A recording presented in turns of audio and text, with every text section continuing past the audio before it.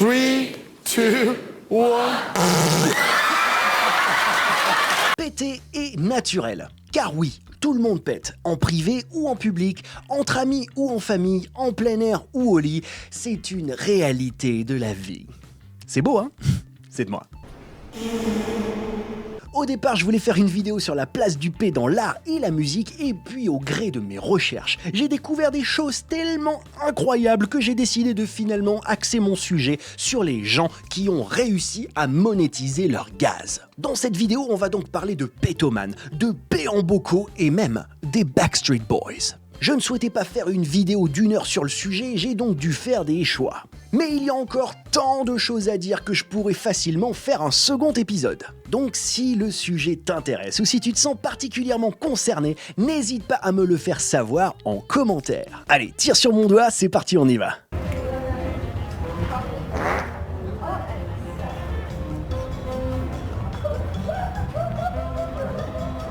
Si l'on s'en tient à une étude du Houston Methodist Hospital qui est corrélée à une autre étude de la Société britannique de gastro-entérologie, il est estimé qu'un adulte sain pète environ 15 fois par jour. Flatulence. Charmant de Bénoc.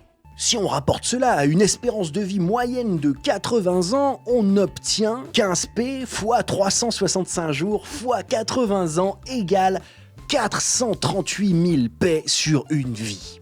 Ça en fait des caisses. Plus que sur un porte-container. Du coup, certaines personnes n'ont pas attendu pour en faire une carrière et un vrai business. Ce fut le cas notamment pour Joseph Pujol, qui a été le premier pétomane professionnel. Le petit Joseph est né à Marseille en 1857 et c'est alors qu'il n'était qu'un enfant et qu'il se baignait tranquillement dans la mer qu'il eut sa révélation. En vrai, au début, ça l'a plutôt fait flipper car il a surtout ressenti une sensation bizarre dans l'estomac. Selon sa biographie écrite par Jean Nohain et François Karadec, ses parents l'emmènent alors en urgence chez le docteur et là, celui-ci réalise qu'il a à peu près 2 litres d'eau de mer dans le ventre. Ça calme, hein? La prochaine fois que tu iras à la plage, tu relativiseras au moment de te plaindre que tu as 3 grains de sable coincés dans la raie. Toujours est-il que notre Jojo national a réalisé qu'il avait un super pouvoir. Il pouvait aspirer des choses avec son anus.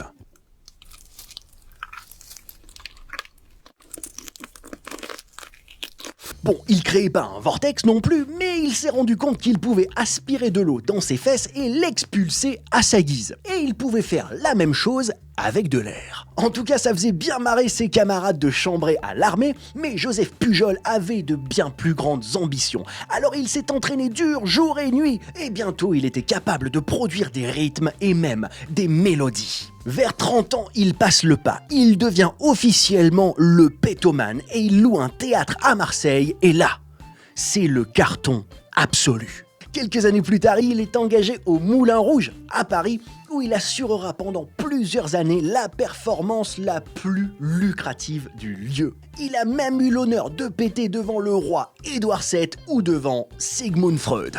Et toi, t'as déjà pété devant Freud ? Si tu as déjà pété devant quelqu'un de célèbre, n'hésite pas à partager ton expérience dans les commentaires. À l'heure actuelle, le seul autre pétomane en activité est Paul Oldfield, plus connu sous le nom de Mr. Methane, Monsieur Méthane, qui reprend exactement le même concept. Ok, 1, 2, 3.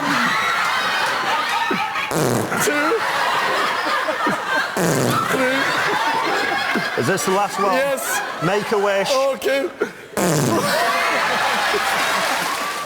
Il se décrit comme un flatuliste et il se vante d'être le seul en activité pouvant vivre de son art. On a pu le découvrir en France sur le plateau de Nulle part ailleurs déjà dans les années 90, puis sa carrière l'a porté jusqu'à Broadway en passant par les plateaux d'émissions télé comme Un incroyable talent par exemple où il fut éliminé aux auditions en France, mais il a réussi à aller plus loin dans le programme dans les versions allemandes et britanniques.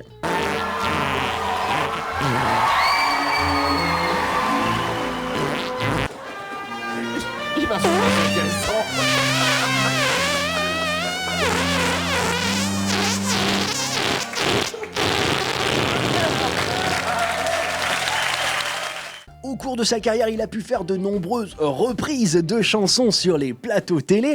Plusieurs lui ont valu des critiques, voire même de la censure, comme ce fut le cas avec In the Air Tonight de Phil Collins, dont la reprise de Mr. Methane, Curry in the Air Tonight, ne fut malheureusement jamais rendue publique.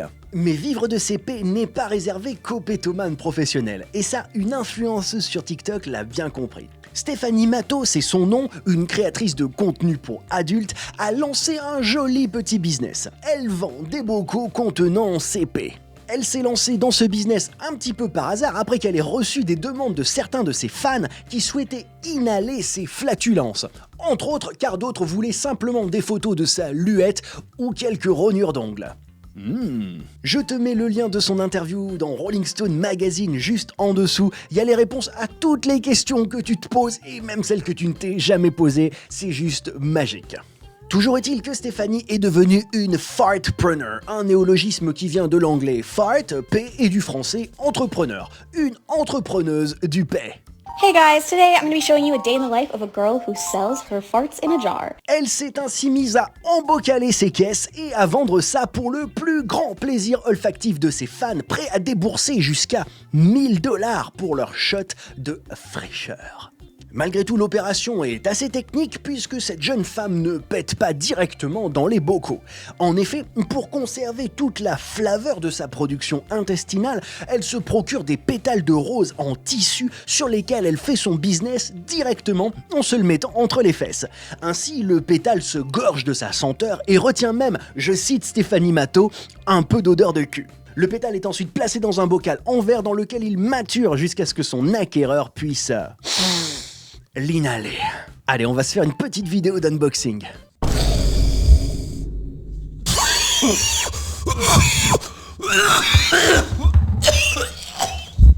I went too hard.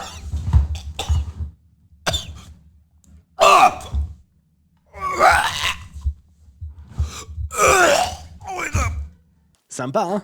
Sur son compte TikTok, elle propose même ses recettes afin de stimuler la production de gaz. Recette très efficace apparemment puisque Stéphanie Matteau s'est retrouvée aux urgences en pensant subir une crise cardiaque alors qu'elle était simplement pleine de paix. En tout cas, elle a un peu réorienté son business après cette mésaventure. Elle a diminué sa production de paix physique pour se lancer dans les NFT, des jetons virtuels numériques. Un P virtuel à 200 balles pièce, c'est pas du génie ça? Elle a ainsi gagné plus de 200 000 $ à la sueur de son fion. Oui, je sais, elle était facile. Et figure-toi que les musiciens pètent également.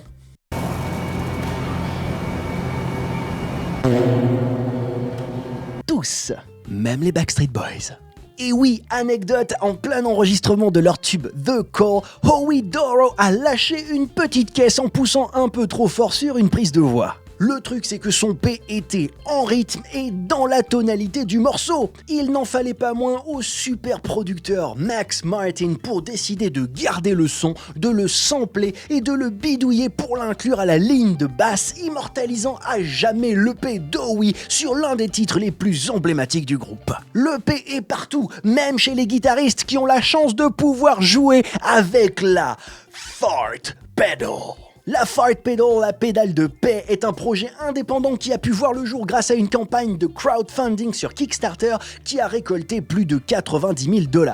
Le principe est simple, ça fait des paix. This is the clean sound of the guitar, and this is the fart pedal.